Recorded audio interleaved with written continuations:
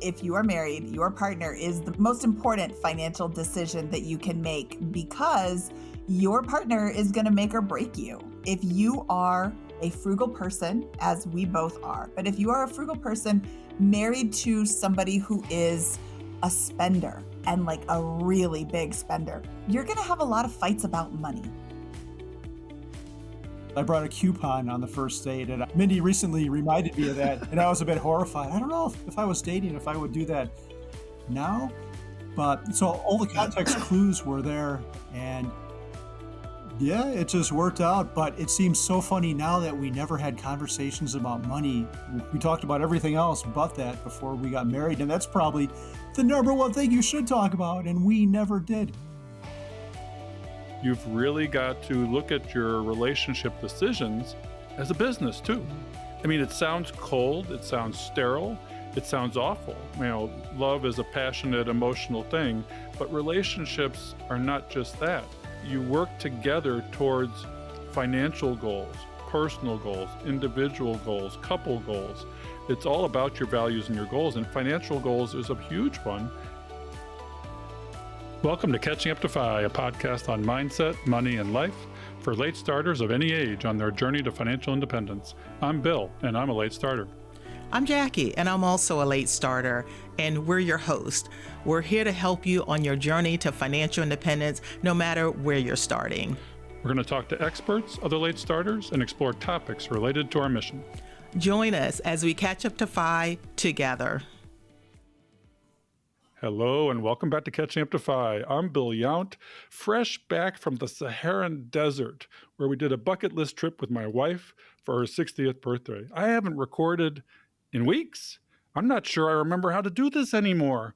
But today we have guests who are experts in podcasting. They have podcasts all over the place, and we've been really wanting to talk to them for a while. Today we're talking to Mindy and Carl Jensen. But before I get to that, I need to reintroduce my co-host, because we have a new co-host. It's a new year. This is our second episode with Jackie Cummins-Koski. Jackie, welcome back to Catching Up to FI. Hey, I am so glad to be here, Bill. This is an exciting interview that we're doing with Mindy and Carl. I've been binging on all of their stuff. They're so transparent, and I'm really excited about economy. Well, yeah, we're all going to be there. I mean, we all get to party at Economy, and then I guess we're finding out we're going to be at FinCon too. It's the best part about these things. You talk to folks on podcasts, you have virtual relationships with them, and then you get to have a beer or a pizza, as it may be, with the same people at all these events that bring us together. I think Economy is sold out this year for the first time, and well-deservedly so. It's 4 years in the making. I get to be a founding member because I was there at the first one, just like you, Jackie, and I'm not going to miss one, nor would my wife, because she loves meeting everybody too. At any rate, Mindy and Carl are the aging, but forever young and restless, dynamic duo of FI. By the day that he retired early at 43, that was Carl, who was a tech bro cubicle dweller, a white-collar criminal, basically. By night, he Googled how to retire early one day, and Carl became Mr. 1500 Days on a quest to help himself and others find freedom from the 9-to-5, 40-year grind.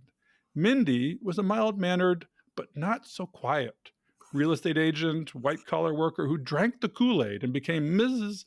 Bigger Pockets Money, igniting the fire of financial literacy with her magic toilet brush wherever she goes.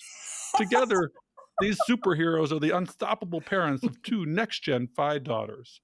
Our listeners cannot wade into the world of financial independence without bumping into the Jensens and the work they have done for the community. When he isn't rehabbing and flipping homes, Carl also co-hosts the popular podcast Mile High FI. Recently, Mindy didn't have enough to do already, and even had more to say about money, and she was at the same time worried that Carl might be getting bored in his not-so-retirement. Together, they started a new project called Mindy and Carl on Money Podcast and Community. Our people finally then talked to their people, and here we are.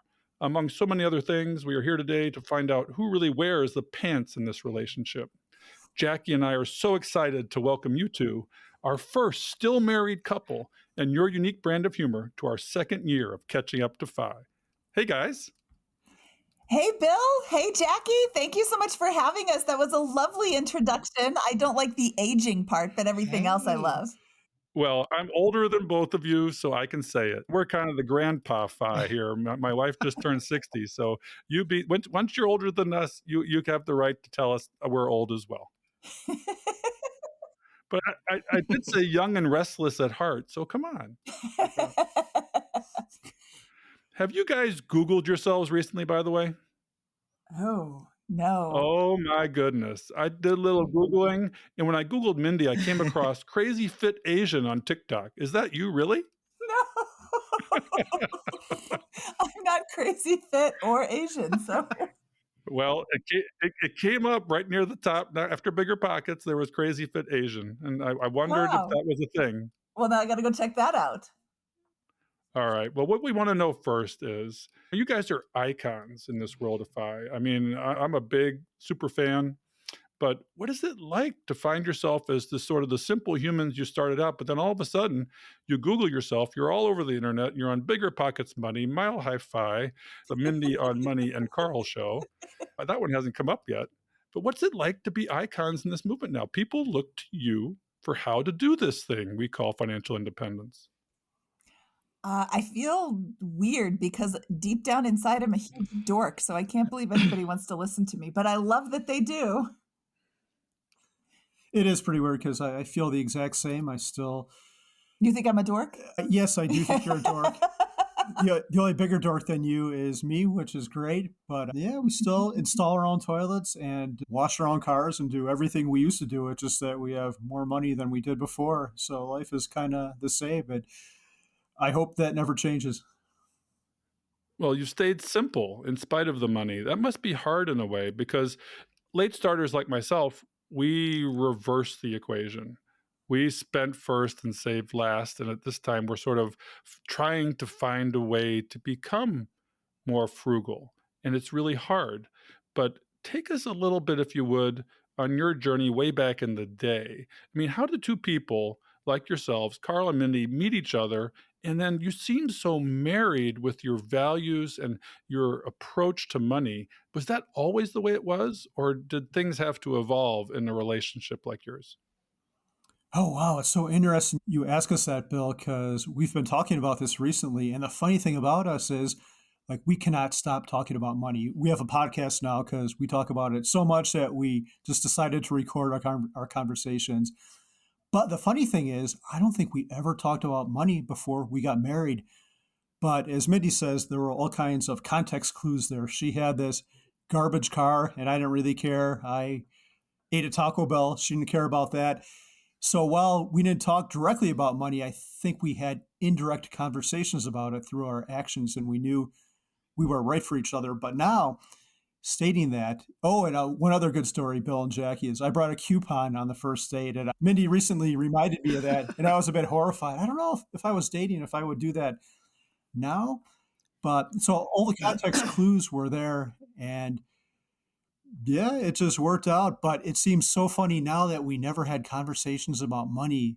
We talked about everything else but that before we got married. And that's probably the number one thing you should talk about. And we never did.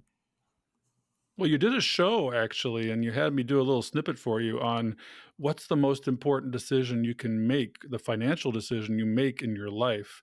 Can you give us that answer and why you think that's true? If you are married, your partner is the most important financial decision that you can make because your partner is going to make or break you. If you are a frugal person, as we both are, but if you are a frugal person married to somebody who is a spender and like a really big spender, you're going to have a lot of fights about money.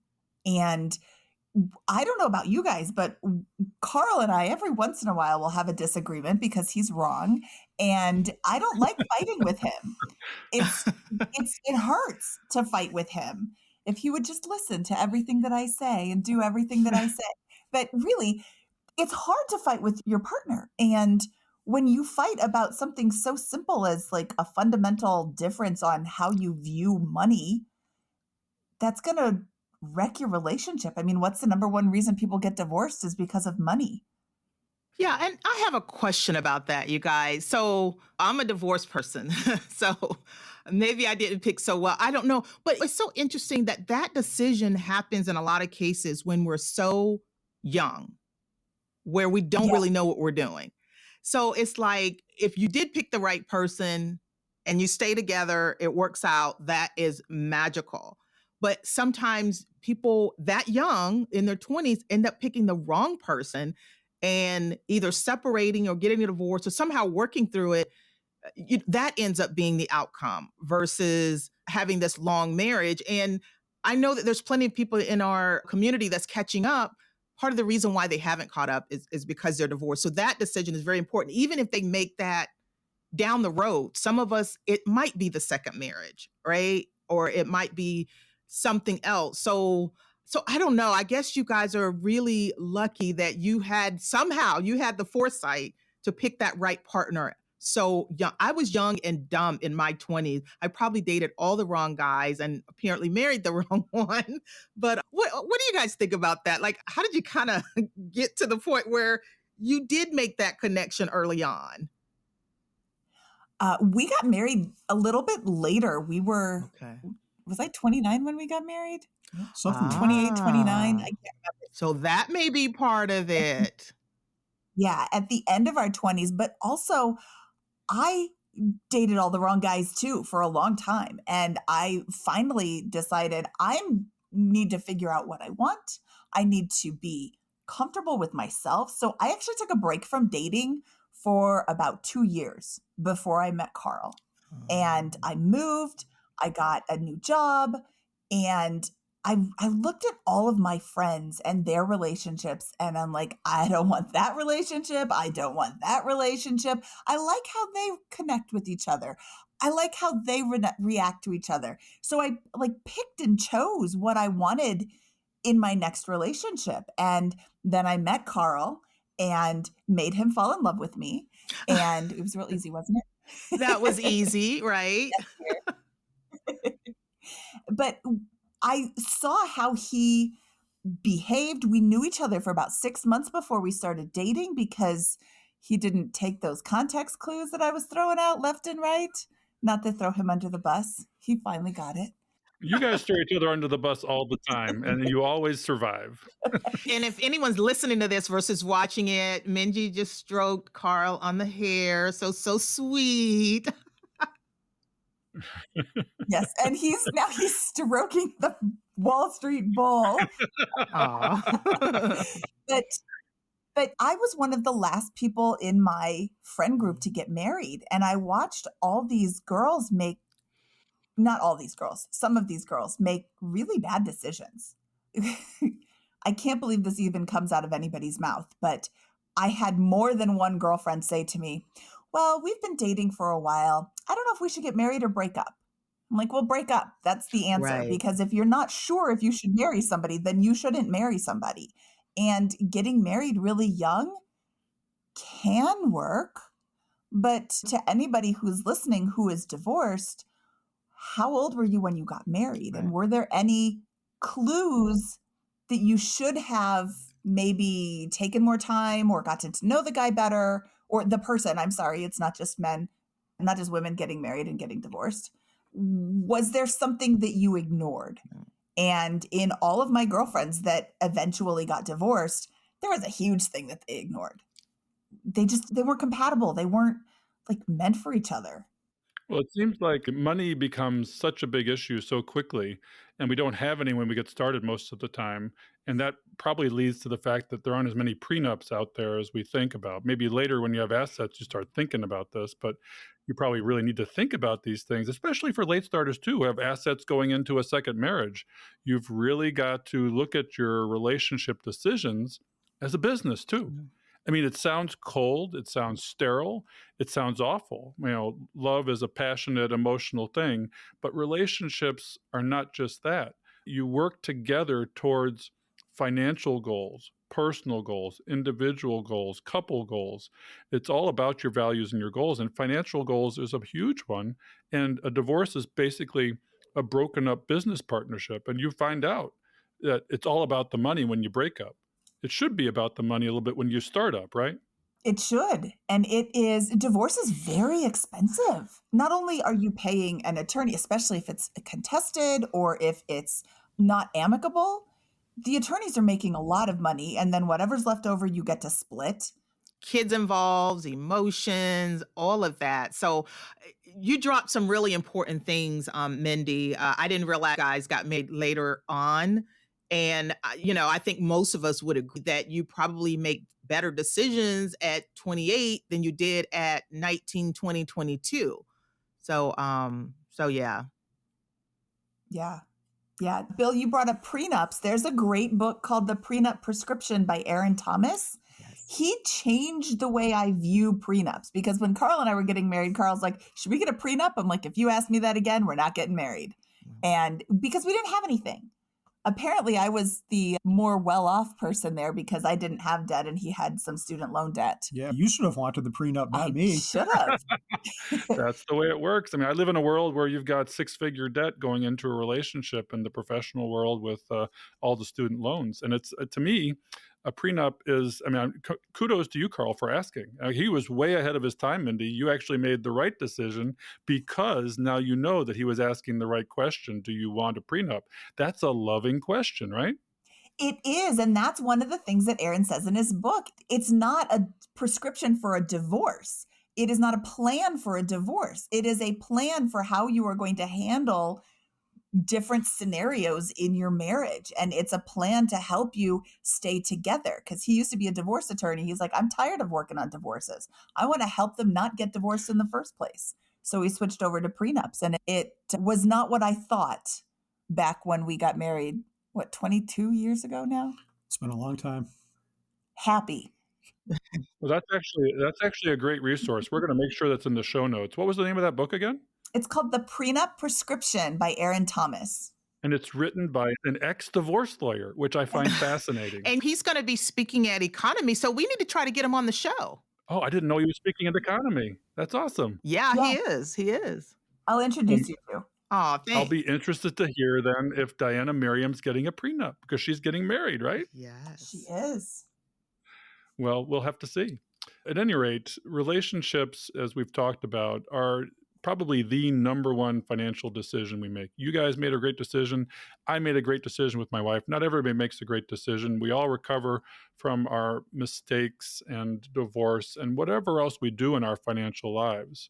Let's take us back a little bit because I think the origin story and the genesis story of your financial relationship through the years is important to late starters because the path remains the same. And you guys have a little bit different approach to how you earned, saved, invested money, and you're very transparent with your wealth, your net worth from the beginning, from the get-go. And the numbers can be intimidating. They're different for everybody, but your path is what I'm focused on. Can you take us through what you did to get to this financial point in your lives where you're having a hard time learning to spend? And we'll talk about that. So I'm going to let Carl take this one, but I just want to say to everybody who is listening, when he shares numbers, this is the end of our journey. So if you're at the beginning of your journey, don't compare yourself and your numbers and your situation to our situation, which is very different. I saw something that said, don't compare the beginning or middle of your journey to the end of mine. And I love that so much because we're all on a different path, but the fact that you're on the path is really important. So I just wanted to say that before Carl answered. Now it's your turn. Okay, cool. Let's go way back. First came the dinosaurs, and then oil was discovered in the Middle East. So wait, I got to jump in there already. I'm interrupting because dinosaurs are huge to you. And I don't know why the heck. You got to tell us this thing with your thing with toy dinosaurs. They're everywhere in your speeches, everywhere. Dinosaurs. Why? Yeah, that's a weird one. I'm a science person, but I'm more of a math and physics and space science person. But I had a dinosaur toy from my childhood that somehow escaped one of my mother's toy purges. And we started taking this thing on vacation with us and taking pictures of it in front of famous things like the St. Louis Arch, the Grand Canyon, Yosemite. And one day, as a joke, I just decided to put it up on the blog, and now it's become a thing. Now I'm permanently associated with dinosaurs and maybe bulls too. Yeah, well, you're famous for saying I call bullshit, and so maybe there's an oxymoron going on there with the bull. Oh man, Yeah. right, So, let's go back to the prehistoric times since you guys are the aging feisters in the world. okay. And speaking of aging, that was an airplane reference, Bill. I don't know if Jackie probably doesn't get that at all. Bill, you might get that, but the old film that's probably very politically incorrect now. But anyway, yeah, first came the dinosaurs, then came me. Yeah, my story it's not all happy. I had a bit of a chaotic childhood. And part of my reaction to that was I needed security, and money can be a great form of security. So I was actually the first one in my family to graduate from school. I knew I wanted to go to school because I thought if I did that, I could get a good paying job. That didn't quite work out. I went for biology and chemistry, which isn't a great career choice unless you're going to be a doctor. That wasn't my path, but I wound up in computers. And when I started earning good money, I started hoarding it all. So we started saving like crazy. But the funny thing was, we had this bank account, we maxed out our 401ks, we got our Roths going, and we never knew what we were saving for. We didn't like fancy cars, we didn't like big houses, we liked to buy junky houses and fix them up. So we never really knew what this money was going to lead to. It turned out later on I didn't like my job so much. So around age 37, I Googled, how do I retire early? Bill, you alluded to this earlier. And up came Mr. Money Mustache. And this guy who retired at like 31 or so he claimed. And the reason I say that is I thought it was all nonsense. I'm like, no one retires when they're 31. You got to work till you're 65 or 72. I think I had a relative who died at work. Like, no one does that. So at first I dismissed, but then I read some more of his posts, and I think it was specifically the 4% one that stuck out to me because I'm a math guy. I'm like, wow, this is just a pretty simple math problem. I don't like my job. We don't have enough now at the age of 37, but if we switch houses, we had bought a little bit of a nicer house than we had deviated from our fix and flip life. But I think that day we decided to sell that house. That day we also decided to start a blog, which Mindy thought was a bad idea. And we started really, really putting money away, just being hyper vigilant about it, just trying to save like over half of our income.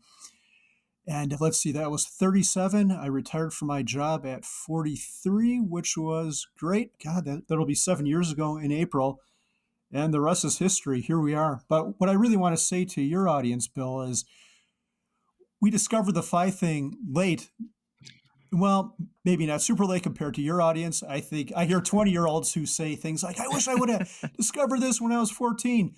But I don't think it's ever too late to discover because financial independence and maybe retiring at like 28, which is what some of these crazy people do, that's a moonshot. That's like landing on Mars and coming back alive with no bodily damage. Most people, the overwhelming majority of people, are not going to be able to do that. But if you discover this FI thing, even if you don't want to become FI, or even if it's going to take you later, there's so much value in life to getting your money right and just figuring out how to invest and building up a little bit of a buffer so you can weather a storm in your house or a storm in your life, like a new roof or some kind of health emergency. So it's never too late. I'm so thankful that we discovered it when we did, but even if we discovered it now, I'm sure it would have changed our life, maybe just not quite to the same magnitude it did. Well, that's interesting because you talk about starting late. You woke up to what FI was at 37, but you had saved a bit of a nest egg then, and you're very transparent with your numbers. Over the course of, I think, 10, 12 years, you in 4 years, you hit your FI number, which was just north of $1 million, I think it was at the time. And then you've watched that just compound with since your retirement. And Mindy's still working, if I'm not mistaken, right? You are not mistaken. I have 2 jobs. I host the podcast at Bigger Pockets, and I am a real estate agent. But yeah, I could retire. I just don't want to because I really like my job. I love real estate. I love talking about money, and they Good pay me to point. do it. Why would I leave? That actually, so you talk about being retired, but are you actually drawing down on your portfolio at this time? Or are you living off of your cash flow from your present income? It is mainly from our income, from my income, our income. What's minus? But we have been doing a lot of home improvements, so we can't live completely off of it, but we are not drawing down our retirement right now. We went on a helicopter in Hawaii and bought a Tesla, so we do draw down a little bit for our maybe fat fire extravagances. Well, we borrow from the Are you selling stocks to fund this? Not really, but kind of, sort of. I don't know. It gets complicated. It's complicated, like a Looks Facebook like we need relationship. Jackie, I think, has a degree as a financial therapist. Maybe we should start a session. Yeah, I was about to say. I love hearing this You're gonna hear dynamic. first live. Yeah. Mindy doesn't know what Carl's doing with the stocks today. You heard it here first. Well, frankly, he will come and tell me, hey, I'm going to do this. And I'm like, okay, fine. We draw down a little bit, but we use leverage as well. We have a line of credit against our post-tax stock portfolio, so we draw down on that. I kind of hesitate to talk about that because that's a little bit more advanced, and it's leverage, which can be dangerous, but we use it very sparingly. But we have used it to fund our life. Yeah, and we don't have to go down there too deep, but we don't hear about that enough. And when you are on the other side of FI, there are some additional triggers that you can pull, and it may go against what conventional thinking is, like all debt is bad, but you have a brokerage account, can't be a retirement account, but if it's a brokerage account, you're able to borrow against those stocks. Now, some of the really wealthy guys do that. Elon Musk and Mark Zuckerberg, they all implement that. But again, that's sort of, like you said, an advanced thing, but that's the little nugget I didn't know. So the learning never stops. And it makes sense in the right situation, but it is something that's kind of like one of those post-FI little magical things you can do. So yeah, the learning never stops. Carl's been blogging since 2013. I've been hosting a podcast about money since 2018, but I didn't learn about this borrowing against your stock portfolio until a couple of years ago when we were interviewing Tony Robinson from the Real Estate Rookie podcast, and he just casually mentions this. I'm like, whoa. Is that like a HELOC against your stocks? And he's like, yeah, basically, you're borrowing against the value of the stocks without selling the actual stocks. And there's a lot more to it. You need to have some amount of money in post-tax stock holdings so that you can borrow against it. And the companies that you are borrowing from will typically give you approximately 50% of the value. So if you have a $500,000 portfolio, you can borrow about $250,000, depending on what you're holding. So it's an advanced strategy. I wouldn't recommend it for everybody, but it can give you a little extra access to cash that you don't have to sell your stocks. I mean, I still want to own the stocks. Yeah. I mean, it seems like a lot of folks, I mean, the retirement police are out there, and you guys are not retired. Carl's as busy as ever.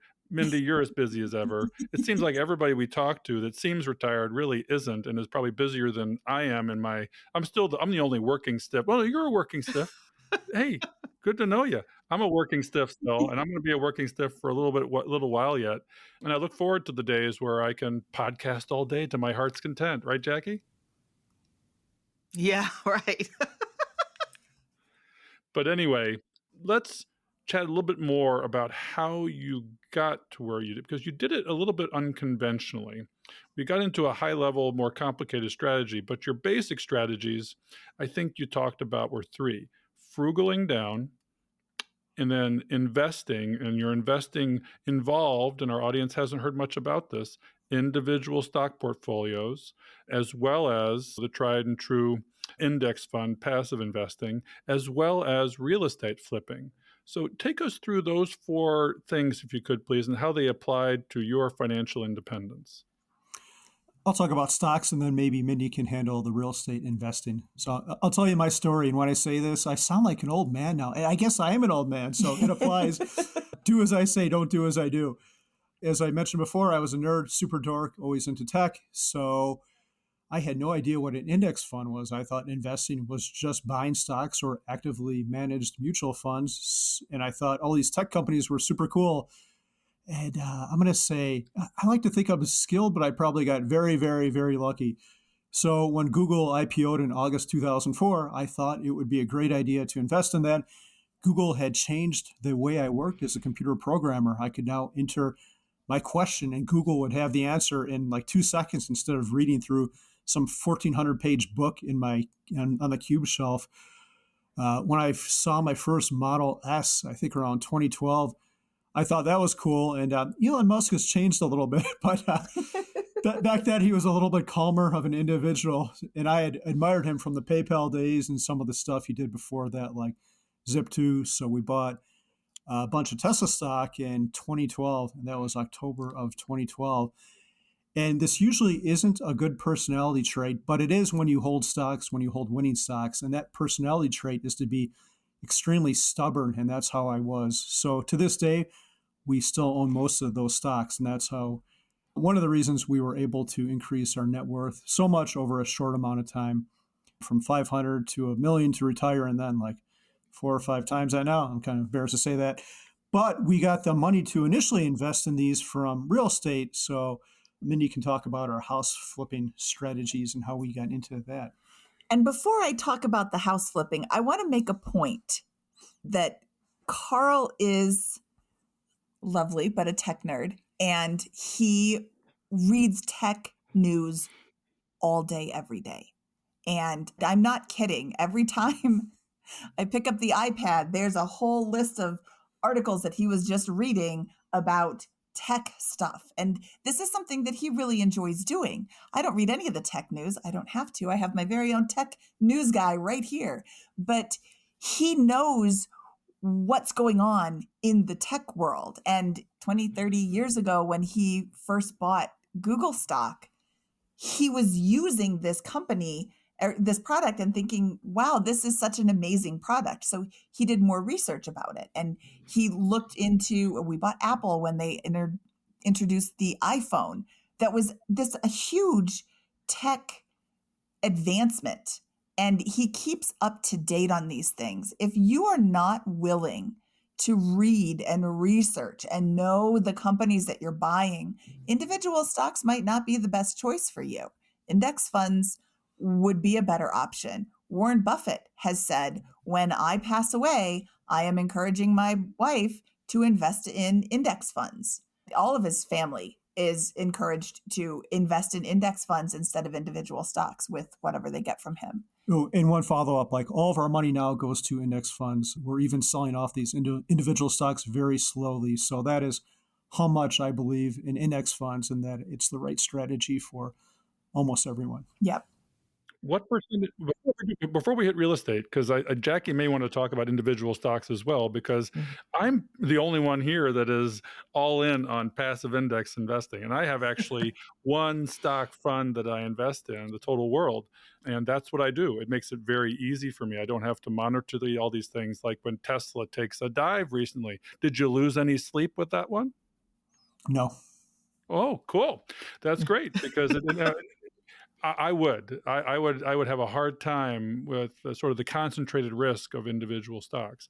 Obviously, if you hit it right with your FANG stock portfolio, you hit the luck streak as well as the smart streak of investing in the right companies and stay with them, you can do what you've done. And I think a little bit dangerous for our late starter crowd is to say, yes, you do this too. Doing this when you have less ability to take risks, say when you're starting in your 50s, it may not be advised. Because again, we're not giving advice. We're just telling a story here to show that there's different ways to reach FI. What percentage of your portfolio is actually still in individual stocks at this point? It's about 1/3. Okay. So are you a third individual stocks, a third real estate, and then a third index funds? Is that about how it breaks down? Let's see. I'm trying to think off the top of my head. It would probably be a little bit more in index funds, maybe 1/3 individual stocks, maybe 40% index funds, and the rest real estate. We own one month-to-month rental home, and all the other real estate investments are either private loans or syndication deals, but we don't even own much of those anymore. Yeah. Okay. Well, that leads us into the real estate question, Mindy. You're the perfect person to answer this question. It's nice to have a tech bro who's into tech stocks. It's nice also to have a real estate maven. My wife, she's a psychiatrist. She's not financially minded. I didn't quite have this financial acumen synergy in my relationship that you guys have to sort of feed off of each other, because you said you used your real estate investments to buy the tech stocks, and it sort of fed into this compound growth curve. Tell us how real estate did this for you, Mindy.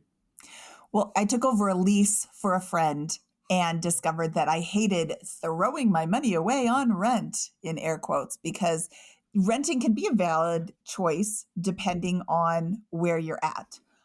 I didn't like to be a renter. And after that lease was up, I went and bought a condo. And it was all I could afford was a really ugly condo, but I didn't want to live in a really ugly condo. So I made it pretty. My dad and I tiled the kitchen and the entryway. I painted all the walls. It was all cosmetic changes, but it was a really cool new look. And when Carl and I got married, he had a house. His grandmother had passed away and he was living in his grandmother's house. I don't want a condo, I want a house. So we sold my condo, and a combination of the market going up as well as my house looking way better now that I fixed it up. I bought it for $50,000 and I sold it for $65,000. And that wiped out all of my debt. So I entered the marriage. I think we signed the contract while we were on our honeymoon, the purchase contract. And I entered the marriage then with no debt. And we bought his grandmother's house. She loved the color pink, pink carpet, pink walls, pink everywhere. It looked like Pepto-Bismol, threw up all over the house. And we changed that and made that better and bought it for like $125,000 and sold it for $235,000? Yeah, $140 and sold it for around $240,000. Yeah. So we made $100,000 on that. At the same time, the government changed the way that you buy and sell houses, in that if you live in it for 2 of the last 5 years, you don't pay any capital gains taxes up to $250,000 per person on title. So there's the 2 of us on title.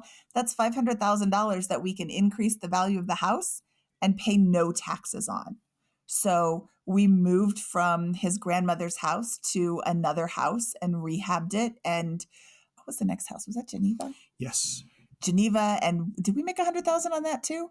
Yeah, I think we did. Yep. Yeah. We've made $100,000 on, with the exception of my first house, on $100,000 or more on every one of these houses that we've done, and paid $0 in taxes on that $100,000. So that's a 6-figure income for nothing. I mean, it's a lot of work. Don't tell you, it's not for nothing.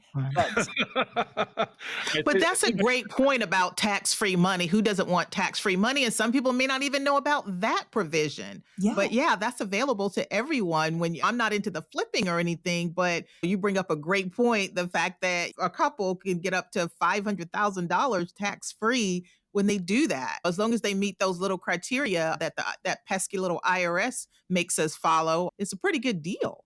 Yeah. And the house that we're currently in has increased in value so much that we are at risk of having to pay taxes on it. So what we can do is add our daughter to the title. And once she has been on title for 2 years, now we have $750,000 in tax-free money. That is a hot tip. You heard it here. I've never heard that one before. I guess you got to trust your daughter to sign on the dotted line a little bit, though. Oh, she'll sign. So I have a quick clarifying question. So each person that's on the title gets that $250,000 tax-free amount? Yep. Wow. As long as they're on title, on title and living in it as their primary residence for 2 of the last 5 years. So our daughter's a junior in high school. She's lived here for a long time.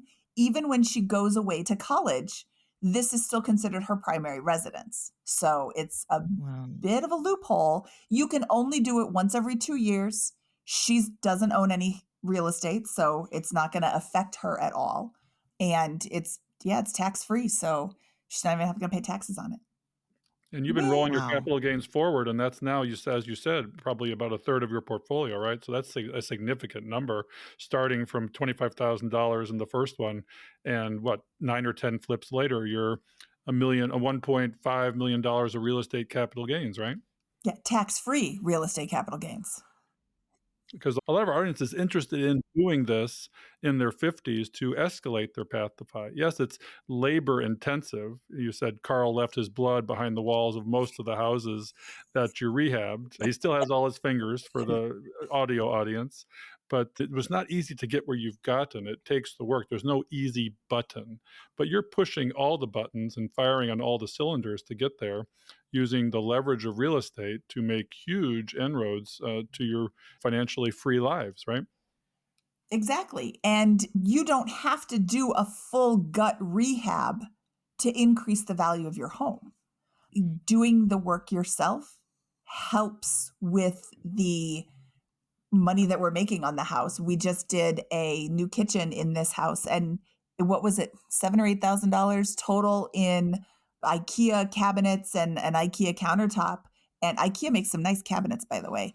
And then some blood, sweat, and tears, literally, in the kitchen, and it was $7,000. If we hired that out, what would that kitchen cost? 50, 60,000?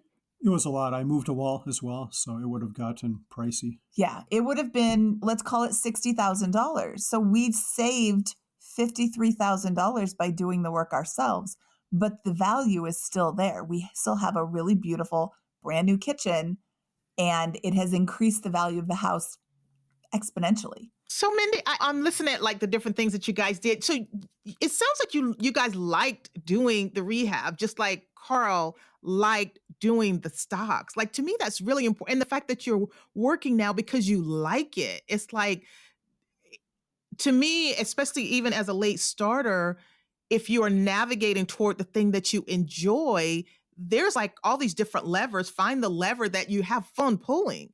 And it sounds like you guys were having fun doing that. You enjoyed it. Find the lever that you enjoy pulling. Absolutely. Because you can slog your way through financial independence, or you can enjoy the journey. And I say that like we enjoyed the journey. We had a lot of slog too. Right. Well, you make it look easy, but it certainly to me doesn't sound easy. As you said, there's a lot of blood, sweat, and tears in this journey. A lot of research in individual stocks. That's time. A lot of time in flipping houses, which is not a low risk environment as well. You hit a bull market through most of this as well too. So there was the luck of hitting a rising real estate and rising paper asset market as well. But you did the work, and look where you got in about 15, 20 years. You probably can't spend all the money you have now. And this brings up actually a perfect segue to Ramit Sethi. You learned how to save, you learned how to invest, you learned real estate, you flipped all the levers, but then you ran into a brick wall. What was that brick wall? Yeah, I'll back up a second, Bill, and talk about how we knew we were right for each other. I think one of the reasons was we both had a blue-collar mentality. I think all of our parents worked hard. We saw them doing that. And the other thing that came out of that mentality is you don't waste stuff. You don't throw food out. You don't waste money on silly things. And so by the time we really had money, there's 40 or 50 years of that thought ingrained in us. And it's pretty hard to pivot from being, I won't say cheap. Sometimes we were cheap. We should have spent money on some things, but being pretty frugal, like comparing prices on cheese at the grocery store, which I may or may not still do. Shopping for hotel rooms. So it's hard to turn the corner on that. And with that said, what was your question, Bill? Well, you went to I Will Teach You to Be Rich, Mr. Ramit Sethi, looking for help. You were hoping to get some tips on, okay, we've accumulated this wealth. We're in our 50s-ish, and we want a little help on how to live life maybe more fully than we had and when we had frugal down.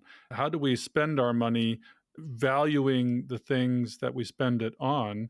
And you went to him for some tips, but that isn't exactly how it worked out. What happened with that conversation? Famous in the FI world now. Yeah, that was I think the podcast, how long was the actual podcast, the production version of it? Like It was an hour and a half. An hour and a half. And the actual conversation was like 3.5 hours long. And it was gosh. Mindy had Ramit on the Bigger Pockets Money show. So my thought going into it was, oh, this Ramit guy, I've seen him on TV. He seems all right. He's probably going to be friendly to us. And he wasn't. He was harsh. He made you cry, right? Didn't he make you cry, Carl? He called us out. I don't know if maybe on the inside. And yeah. Oh, we got to drop the link to that in the show notes, Bill. It was episode 108, which aired, I think, June 20th of 2023, if I remember correctly. Yeah, that sounds right. So who did he make cry? Was it you, Me. Carl, that he made cry? Me. No, Mindy. He told me I needed therapy at one point, and he was right about that, and I've actually taken action on that. So that's how, and I don't think that ever made it to the final cut, but I don't want to say harsh, but I think he was just being honest, and I appreciate it. I think we're in a better place as a result, but I thought, Bill, Jackie, I thought I was going to throw up after that was done. So I built a retaining wall earlier this year, and I had to move 260-pound blocks to my backyard, and that was harsh physical labor. I thought I was going to throw up after that, and this podcast was worse. I felt worse after being put through that ringer. It was tough, but good. Sometimes you got to go through. Oh, you guys, I listened to that multiple times, and I kept thinking how you guys must have been feeling as you were doing it. And I know that you're very transparent on your website. You put your net worth, you put all of your numbers. Guys, it's the coolest thing. But to have this expert to look at this from a critical eye and start diving into it, someone that's very to the point and pretty blunt, I'm like, oh my gosh, I can only imagine being in you guys' seat. So I thought it was fascinating, and I loved the interview. Thank you. I loved the end result, and we wouldn't be where we are now without having gone through that. But I had interviewed him twice on my podcast before. So I reached out, hey, we want to apply to be on your show. He's like, here's the link. And I really honestly thought he was going to be like, hey, we're both in this space. Here's how you can loosen the purse strings. I didn't realize his first question as we start, you get onto the call with him and he's already recording. He's like, so do you think you're cheap? And I'm like, whoa, yes, I guess, maybe not. We're frugal. He's like, you're cheap. And just jumps in it from there. So it was an overwhelmingly positive experience and influence on our lives. And we have started loosening the purse strings, but it was a difficult thing to sit through. And some people were really mad. Like, I can't believe Ramit made Mindy cry. He's so mean. Like, I'm glad he did. I have absolutely no regrets about doing that interview or anything regarding that podcast episode because it had such a positive impact on our financial lives. Well, you obviously were reaching out, getting ready for change. You'd reached a point where you felt, I guess you felt stopped. You were blocked because you were addicted to saving, it sounds like. It was really hard to spend. I mean, I didn't have that problem. I'm a late starter. I had, you can flip that equation on me. I had no problem spending. It was reining it in and dialing it back, dialing it down, and downsizing my life that was so hard. It's interesting to me that it can be so hard to do it in the other direction like you guys are doing. In a lot of the FI space, there are people in your position that have done exactly what you've done in different ways, been very successful, have a pot of money now, and they're like, well, what do I do with it? What was the point? And you were looking for answers to questions that maybe you didn't even know to ask. And he gave you some solid tips, I think. But what kind of changes did you make as a result of that conversation? What actionable things happened out of that conversation? Wow, that's a great question. It led me to a lot of deep, deep thought. And what I came to is I really like our day-to-day life. So the first thing I thought was, what could we change in our day-to-day life? Like cars, houses, all that stuff. And it turns out all that stuff is really great. We love our neighbors, and that's a huge indicator of happiness. So we don't want a different house. We did buy a new car. That might be a little thing, but still that's not that big of a deal. The most life-changing day-to-day thing we did is hire a cleaner, which sounds kind of crazy, but I don't like clutter and messes with my mind. And by hiring someone to do this task that neither of us want to do, it free. Like some people actually love cleaning. Neither of us can understand that. No. But if you do, that's great. That's great. We'll pay you to come do it at our house. But that frees us to do things like what we're doing now, stuff we really enjoy. So that was the small day-to-day life thing. And then the bigger thing is perhaps being more spontaneous and more giving. Like we had friends in Hawaii that said, hey, you should come out here and visit us. So we're like, okay, what would Ramit say? He would say, of course, do it. We went out there, we went on a helicopter ride, which was so worth it. It was expensive, but so worth it. Another thing we did is we bought a cruise, not just for ourselves, but for my family. It's always been my mom's dream to go on an Alaskan cruise. She's older, money's a little bit tighter.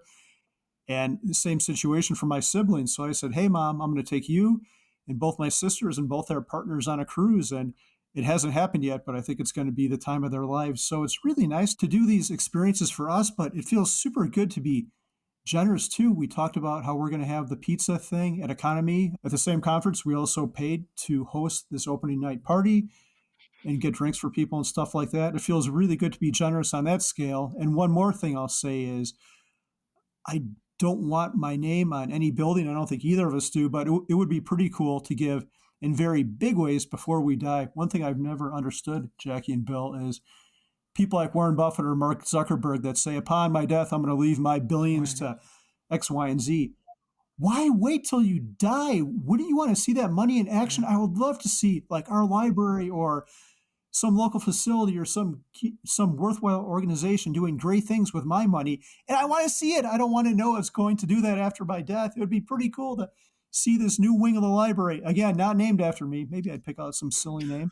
I'd name it after our toy Yeah, I was dinosaurs. about to say. Dinosaur Bob's.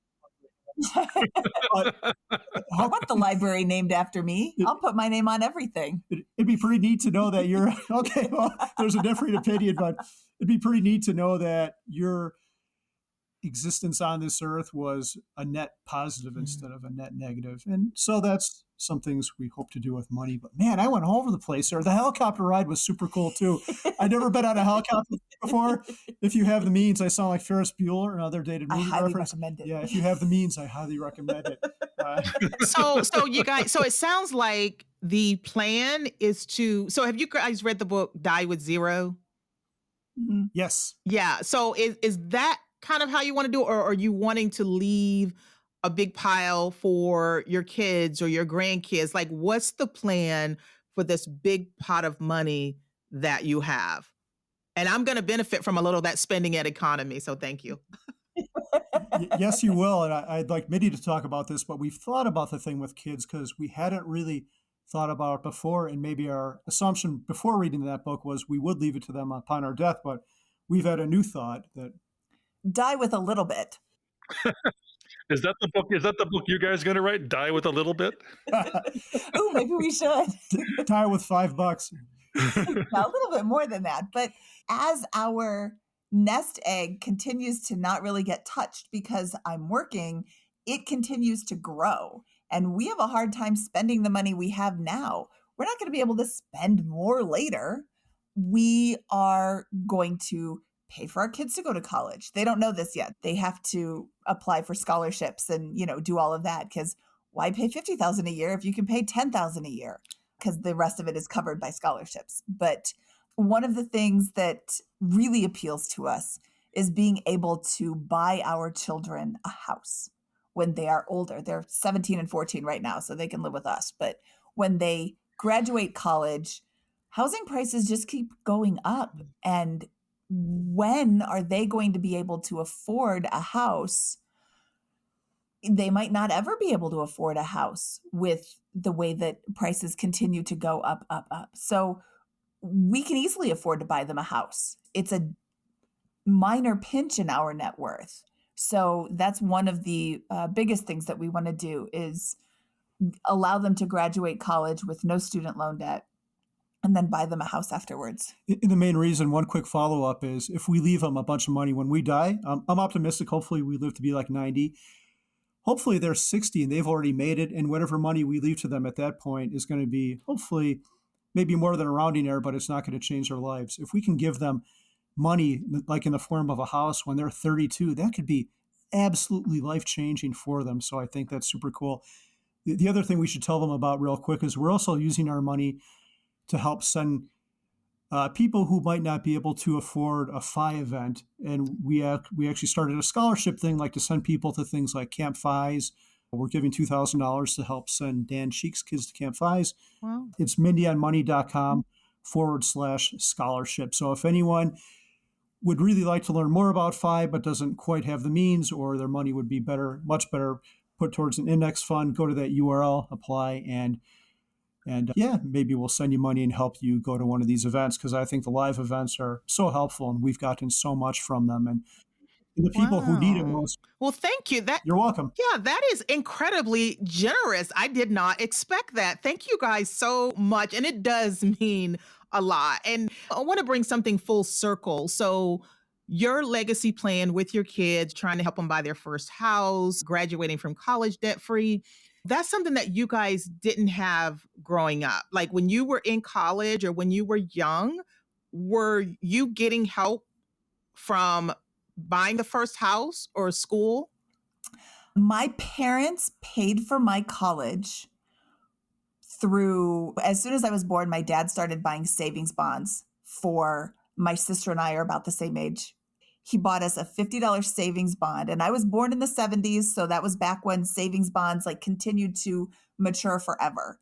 Yeah. When I was in second grade, I remember my parents calling me in from playing outside. They're like, you have to sign this big stack of savings bonds. You have to sign your name. And I was like, really? That's awful. There was like 200 or 300 of them, this giant stack of savings bonds. And I had to Yeah. sign my name. I remember. And then he put that into a CD that he locked in at some ridiculous amount. This was like 1982. He locked it in at like 15% interest for 10 years or something like that. Just ridiculous. So sometimes inflation can work in your favor. And by the time I Yes. graduated from high school, the CD had matured, and it was an enormous amount of money that he could then put towards my college education. So I didn't have any student loan debt when I was graduating. I kind of wish I would have been a little steered towards a better degree than fashion design, because I've never used it and I don't really care about fashion. So it was silly. This is what you get when you allow 17-year-old girls to figure out what they want to do with for the rest of their lives. Well, my daughter chose the same thing initially, fashion design, when she went off to college. Did she use it? Yeah. No, she did not. And she was done after the first year and pivoted. Now she's a graphic designer. Close. Oh, good. Yeah, that's a much more useful degree. And when I went to buy my first house, the $50,000 house, I didn't have money for the down payment, and my parents lent me $1,200 or $1,500 that they apparently I never paid back. I didn't realize that until they sent me a check a few years ago, and they're like, hey, we just wanted to help you guys. Like, we want to give you money because they are subject to RMDs now, required minimum Oh, distributions. right. And they're like, hey, we have to take this money out, so we're giving you guys this money a little bit early. But Mindy, yours is less, $1,500, because you borrowed that from us to buy your house.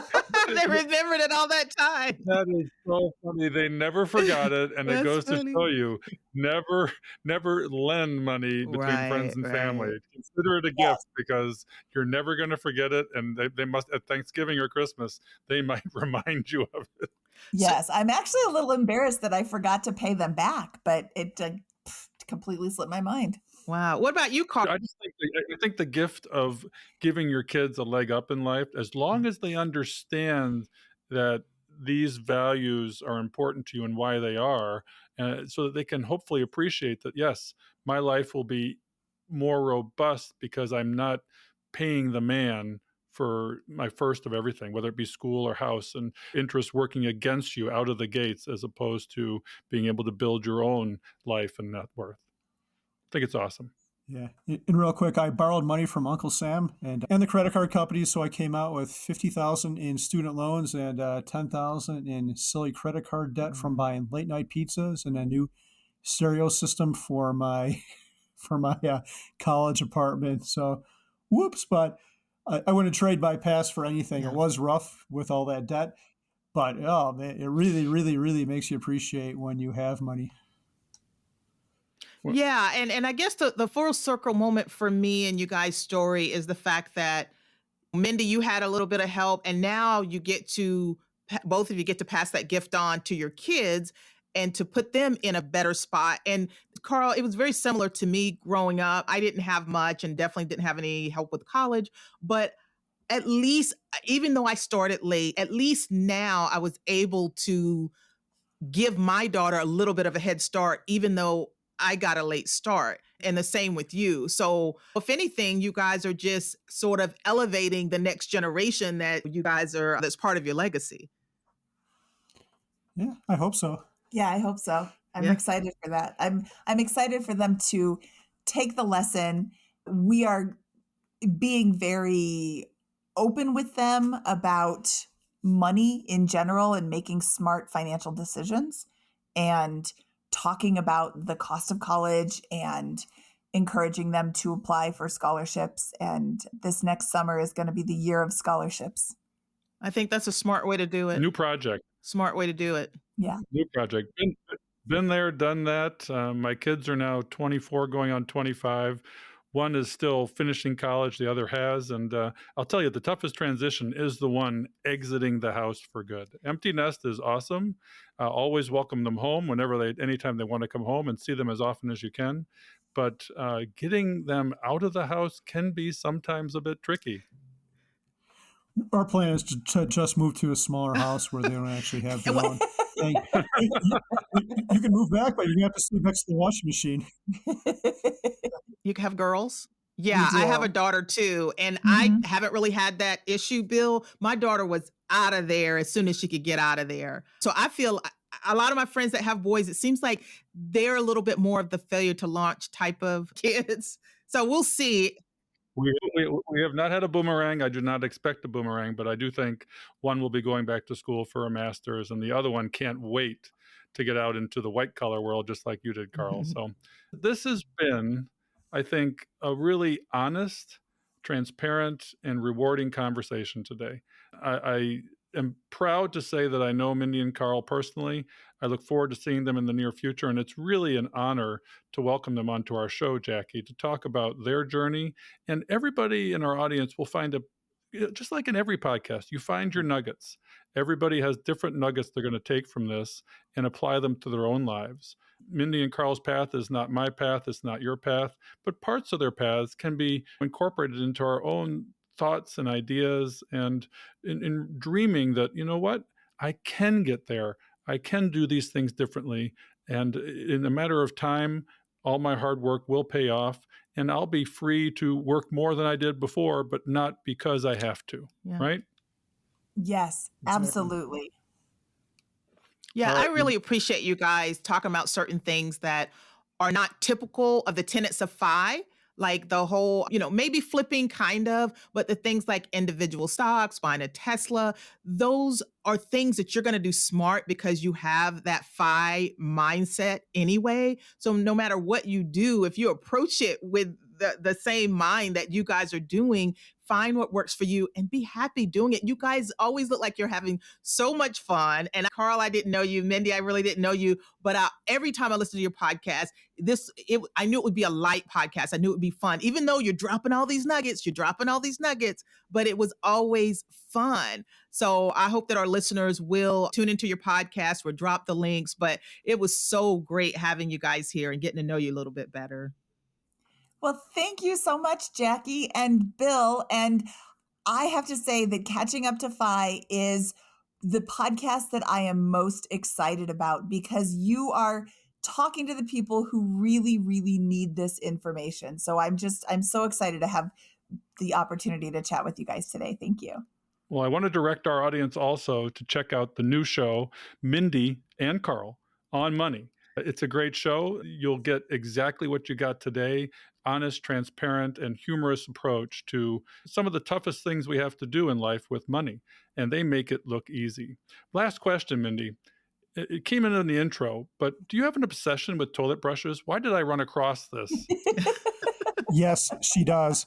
Sells a toilet brush. They used to sell it for 99 cents. I think it's $1.50 now.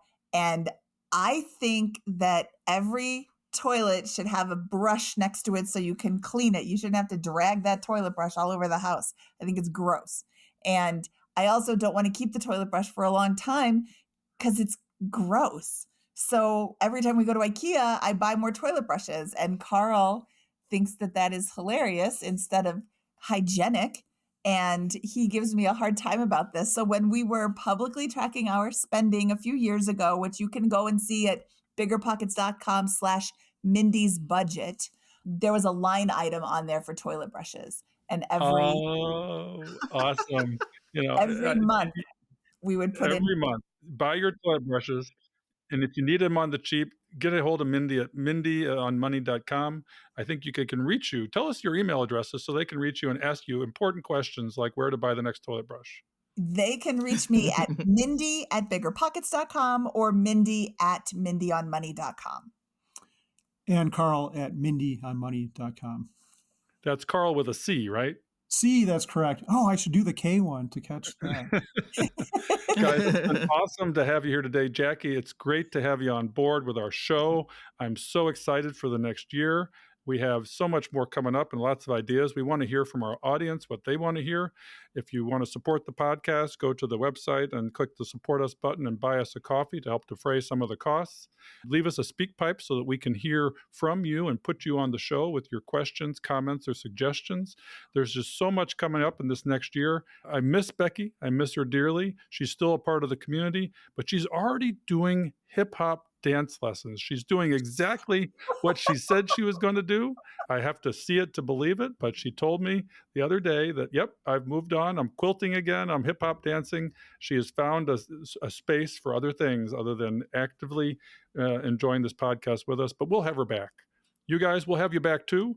I look forward to seeing you at Economy. Thanks for joining us today. It's been awesome. Thank you. Thank you, Bill and Jackie. We hope you've enjoyed this episode of Catching Up to FI. We would appreciate it if you could leave us a 5-star review so that our message can reach others. While we are financial educators, and I'm a financial professional that loves to teach, our content is for general education and information purposes only. We are not providing financial, legal, or tax advice. Always do your own research or consult a professional before making important decisions. We'll see you next time on Catching Up to FI.